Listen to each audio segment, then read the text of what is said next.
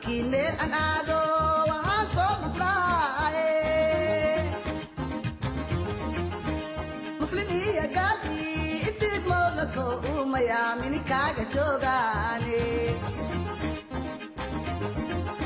ma aane mahayrahine ma jira warkaasi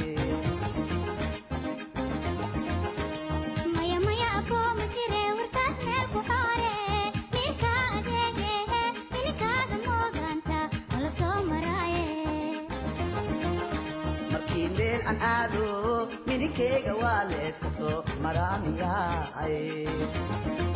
xagga iyo xagga badayay haweenkana xisaabiyay amaroo la soo maray xumaan ku sheegana hawashar